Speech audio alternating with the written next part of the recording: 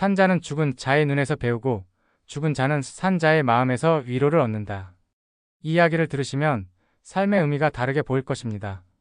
조선시대 한 선비가 저승에 끌려가 자신의 스승을 염라대왕으로 만나는 기묘한 운명. 그곳에서 들은 가르침은 그의 인생을 완전히 바꾸어 놓았습니다. 우리도 모르는 사인의 곁에서 가르침을 주는 이들이 있음을 깨닫게 해줄 이야기 지금 시작합니다. 저승으로 끌려가는 이문화. 어느 깊은 산속 비바람이 몰아치는 날이었습니다. 홀로 산길을 걷던 이문화는 갑작스러운 폭우에 길을 잃고 말았습니다. 천둥 번개가 치는 가운데 그는 허둥지둥 발걸음을 재촉했습니다. 28의 나이 과거 시험을 준비하며 오직 공부에만 매진했던 그의 가슴 속엔 항상 아쉬움이 남아 있었습니다. 바로 젊은 나이에 세상을 떠난 스승님에 대한 그리움이었지요. 내가 더 많은 것을 배웠어야 했는데 스승님께서 계셨다면. 중얼거리며 걷던 그때 갑자기 천둥 소리와 함께 나무가 쓰러지는 소리가 들렸습니다. 이문화가 고개를 들어 바라본 순간 거대한 나무가 그를 향해 쓰러져 내리고 있었습니다. 피할 틈도 없이 나무는 이문화의 몸을 덮쳤고 그는 순간 모든 의식이 사라지는 것을 느꼈습니다. 이문화, 일어나라. 낯선 목소리에 이문화는 천천히 눈을 떴습니다. 그의 앞에는 검은 갓을 쓴 사내가 서 있었습니다. 얼굴은 하얗고 눈빛은 차갑게 빛났습니다. 당신은 누구십니까? 나는 너를 저승으로 인도할 사자다. 내 목숨은 이미 다했다. 이문화는 자신의 몸을 내려다보았습니다. 이상하게도 아무런 상처가 없었습니다. 그러나 자신이 누워있던 자리를 보니 거대한 나무 아래 한 사람의 형체가 보였습니다. 그것은 바로 자신의 모습이었습니다. 아, 나는 죽은 것인가? 맞다. 이제 나를 따라오너라.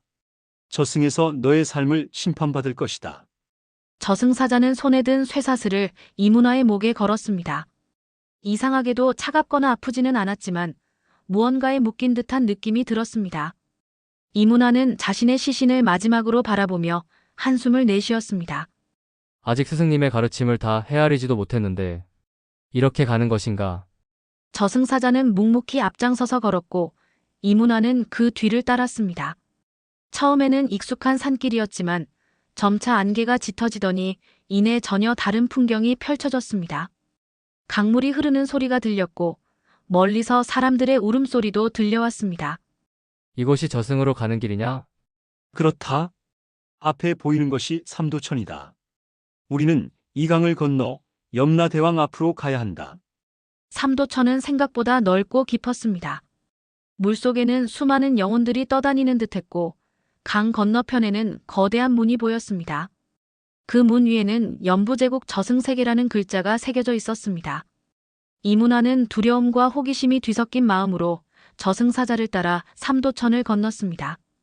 물을 건널 때마다 현세의 기억들이 물거품처럼 떠올랐다가 사라졌습니다.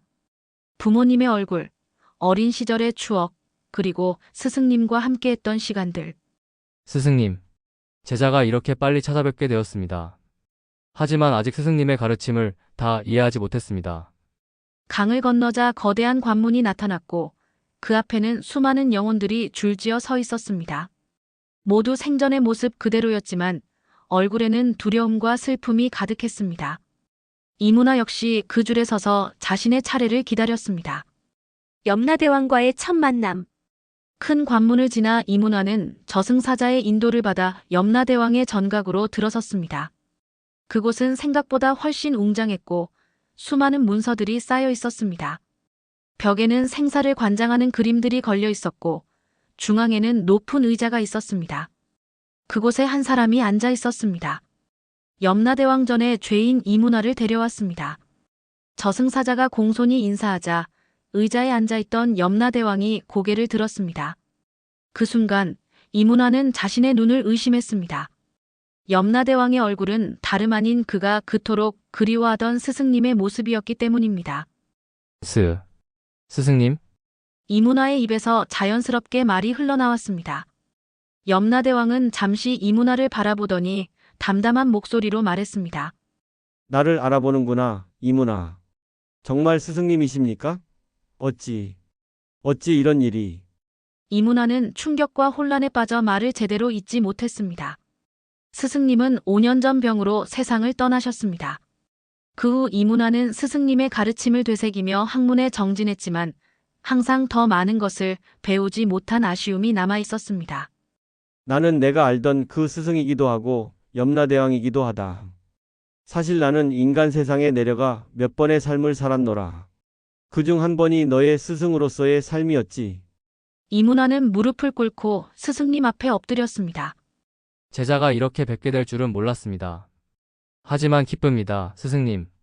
다시 뵙게 되어. 일어나라, 이문화. 너는 아직 갈 길이 멀다. 염라대왕은 책상 위에 두꺼운 책을 펼쳤습니다. 그 책에는 이문화의 이름과 함께 그의 일생이 상세히 기록되어 있었습니다. 이문화, 내 수명은 아직 다하지 않았다. 본래 너는 65세까지 살게 되어 있었으나 오늘 산에서의 사고는 예정된 것이 아니었다. 이문화는 놀라움을 감추지 못했습니다. 그렇다면 제가 아직 살아갈 수 있다는 말씀이십니까? 그렇다. 하지만 내가 바로 돌아갈 수는 없다. 내 육신은 이미 상처를 입었고 내 영혼은 저승의 문을 통과했기 때문이다. 이문화의 얼굴에 실망감이 스쳤습니다.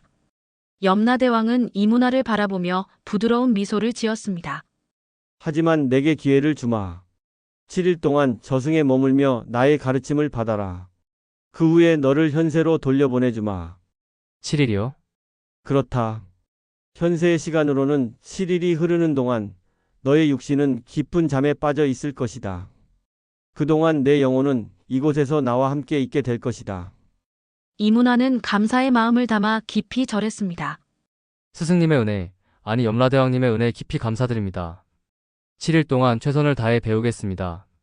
이문화, 내가 항상 지식을 갈구하는 제자였음을 기억한다. 그러나 진정한 지혜는 책에서만 얻어지는 것이 아니다. 저승에서의 7일은 내게 인생의 참된 의미를 가르쳐 줄 것이다. 염라대왕은 자리에서 일어나 이문화에게 다가왔습니다. 그의 손길은 생전의 스승님처럼 따뜻했습니다. 그럼 첫 번째 가르침을 시작하자. 내가 내게 보여줄 것은 삶의 진정한 가치에 관한 것이다. 첫 번째 가르침, 삶의 가치. 염라대왕은 이문화를 데리고 커다란 거울 앞으로 안내했습니다. 그 거울은 평범한 거울이 아닌 인간 세상을 비추는 신비로운 창문이었습니다. 이 거울은 생사의 거울이라 하노라. 이를 통해 인간 세상의 참모습을 볼 수 있다. 염라대왕이 손을 거울 위에 올리자 거울 속에는 다양한 사람들의 모습이 비춰지기 시작했습니다. 부자와 가난한 자, 지위 높은 자와 낮은 자, 건강한 자와 병든 자. 모든 계층의 사람들이 자신의 삶을 살아가는 모습이 보였습니다. 보아라, 이문화. 인간들은 자신의 수명이 얼마나 남았는지 모른 채 살아간다. 어떤 이는 재물을 쌓는데 평생을 바치고 어떤 이는 명예를 얻기 위해 자신의 영혼까지 팔기도 한다. 거울 속에는 끝없는 욕심으로 재물을 모으는 부자의 모습이 보였습니다. 그는 많은 재산을 가지고 있었지만 언제나 더 많은 것을 원했습니다. 그의 얼굴은 행복하지 않고 불안해 보였습니다. 저 사람은 김판서라는 자로 현재 조정에서 높은 자리에 있다. 그는 백성들의 세금을 착취하여 자신의 부를 쌓았지. 하지만 그의 수명은 이제 겨우 3일 남았다. 이문화는 놀라움을 금치 못했습니다. 단 3일 뿐인가요? 그런데 저렇게 재물을 모으는 것이 무슨 의미가 있을까요? 그것이 바로 내가 깨달아야 할 첫 번째 교훈이다. 인간은 언제 죽을지 모르기에 매 순간을 어떻게 살아가느냐가 중요하다. 거울 속 장면이 바뀌어 가난하지만 평온한 얼굴로 가족과 함께 식사하는 농부의 모습이 보였습니다. 저 농부는 박만석이라 하는데 재물은 적지만 마음의 풍요로움을 알고 사는 자다. 그는 매일 자신의 노동으로 얻은 식량을 이웃과 나누고 자연의 아름다움을 즐기며 살아간다. 그의 수명은 얼마나 됩니까? 그는 앞으로 30년을 더 살게 될 것이다. 그리고 그 시간 동안 진정한 행복을 느끼며 살아갈 것이다. 이문화는 두 사람의 대비되는 모습에 깊은 생각에 잠겼습니다. 그동안 그는 과거 시험에 합격하여 높은 벼슬에 오르는 것만이 성공한 삶이라고 생각했습니다. 하지만 지금 거울 속에서 본 광경은 그의 생각을 뒤흔들었습니다. 스승님, 제가 지금까지 추구해온 것은 무엇이었을까요? 학문과 출세. 그것이 진정 가치 있는 삶인지 의문이 듭니다. 염라대왕은 고개를 끄덕였습니다. 그것이 바로 내가 깨닫기 시작한 것이다. 자, 이번에는 내 자신을 보여주마. 거울 속에는 이문화의 과거 모습이 비춰졌습니다. 어린 시절부터 책을 가까이 하며 학문에 정진했던 그의 모습, 스승을 만나 배움에 더욱 매진했던 시간들, 가리고 스승이 돌아가신 후 더욱 고독하게 학문의 길을 걸어온 모습들이 차례로 보였습니다. 너는 지식을 쌓는 데는 열심이었지만 그 지식을 어떻게 활용할지에 대해서는 생각하지 않았다. 지식은 도구일 뿐 그 자체가 목적이 되어서는 안 된다. 이문화는 자신의 모습을 보며 깊은 깨달음을 얻었습니다. 그동안 그는 책 속의 지식만을 추구하며 실제 세상에서의 경험과 사람들과의 교류를 소홀히 했습니다. 스승님, 저는 무엇을 위해 살아야 합니까? 염라대왕은 거울에서 손을 떼고 이문화를 바라보았습니다. 그것은 내 스스로 찾아야 할 답이다. 하지만 한 가지 알려주마. 진정한 삶의 가치는 내가 얼마나 많은 것을 가졌느냐가 아니라 내가 타인에게 얼마나 많은 것을 나누었느냐에 있다. 염라대왕의 말씀은 이문화의 마음 깊은 곳에 새겨졌습니다. 그는 자신이 지금까지 살아온 방식을 다시 한번 되돌아보게 되었습니다. 이제 두 번째 가르침을 위해 준비하거라. 내일은 인연의 소중함에 대해 알려주마. 두 번째 가르침 인연의 소중함. 염라대왕은 이문화를 넓은 공간으로 안내했습니다. 그곳에는 수많은 빛나는 선들이 공중에 교차하며 떠다니고 있었습니다. 마치 별이 빛나는 밤하늘 같았지만 그 선들은 서로 연결되어 복잡한 망을 이루고 있었습니다. 이것이 인연의 방이다. 여기서는 모든 인간들이 서로 어떻게 연결되어 있는지를 볼 수 있다. 염라대왕이 손가락으로 가리키자 그중 하나의 빗줄이 더 밝게 빛나기 시작했습니다. 이 선을 따라가 보거라. 이문화는 그 빗줄을 따라 걸어갔습니다. 그러자 눈앞에 한 노파의 모습이 나타났습니다. 그녀는 초라한 옷을 입고 길가에 앉아 구걸하고 있었습니다. 이 할머니는 누구십니까? 내가 매일 지나치던 마을 입구의 거지 할머니야. 너는 한 번도 그녀에게 관심을 가진 적이 없지. 이문화는 부끄러움에 고개를 숙였습니다. 그는 정말 그 할머니를 수없이 지나쳤지만 한 번도 그녀의 얼굴을 제대로 본 적이 없었습니다. 염라대왕은 빗줄을 더 밝게 해주었습니다. 그러자 그 빗줄이 과거로 이어지며 한 장면이 펼쳐졌습니다. 그것은 이문화가 어린 시절 강물에 빠졌을 때 그를 구해준 젊은 여인의 모습이었습니다. 이 여인이? 그렇다. 지금의 거지 할머니는 30년 전 내가 5살 때 강물에 빠져 죽을 뻔한 너를 구해준 그 여인이다. 그녀는 당시 양반가의 며느리였으나 남편이 죽고 시가에서 쫓겨난 후 굴주림과 병으로 지금의 모습이 되었다. 이문화는 충격의 말을 잇지 못했습니다. 그는 어린 시절 강물에 빠진 기억만 있을 뿐 자신을 구해준 사람이 누구인지 몰랐습니다.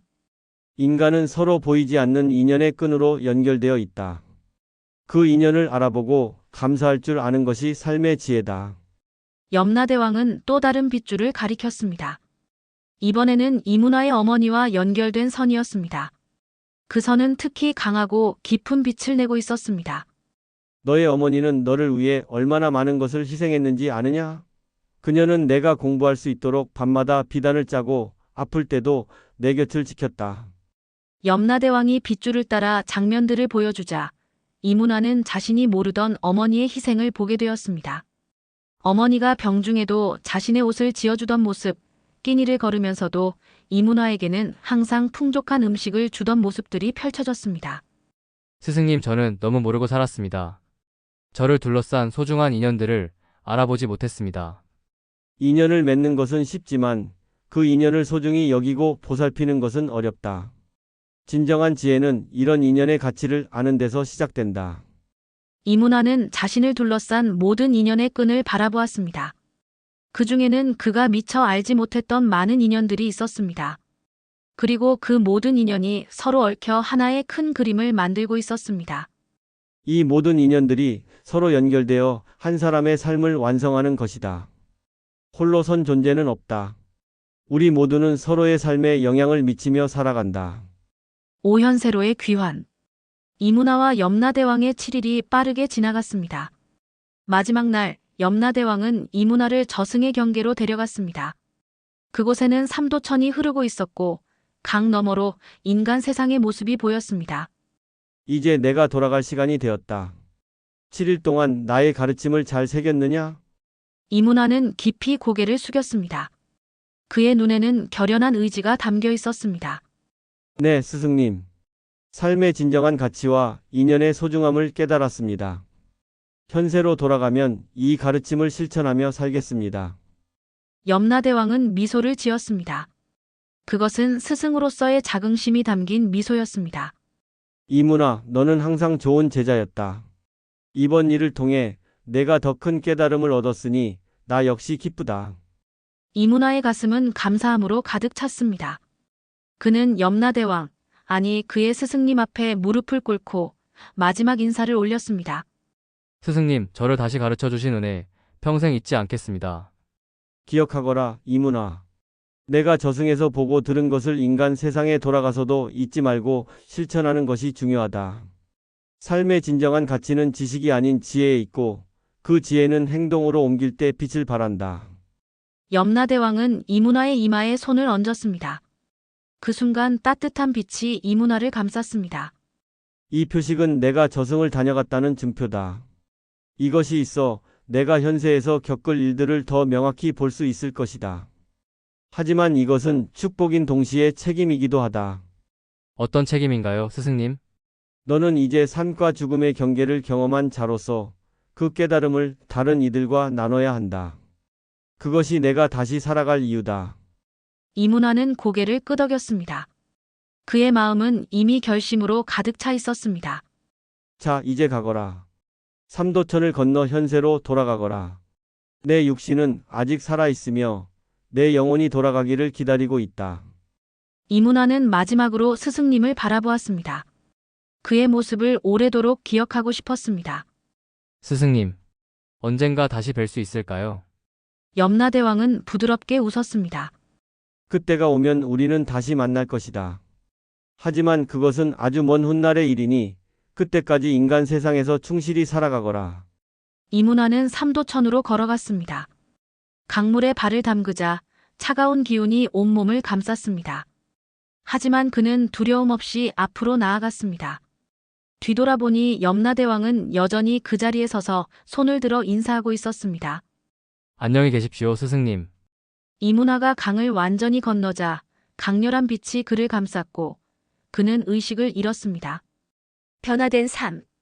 눈을 뜨자 이문화는 자신이 마을의 작은 방에 누워 있음을 알았습니다. 주변에는 몇몇 사람들이 모여 있었고 그 중에는 그를 발견한 나무꾼과 마을 의원도 있었습니다. 정신이 드셨습니까? 정말 다행입니다. 의원이 안도의 한숨을 내쉬었습니다. 이문화는 천천히 몸을 일으켰습니다. 그의 몸은 여전히 약했지만 마음은 그 어느 때보다 단단했습니다. 제가 얼마나 오래 누워 있었습니까? 정확히 7일입니다. 나무에 맞고 죽을 뻔하셨는데 기적적으로 살아나셨습니다. 7일.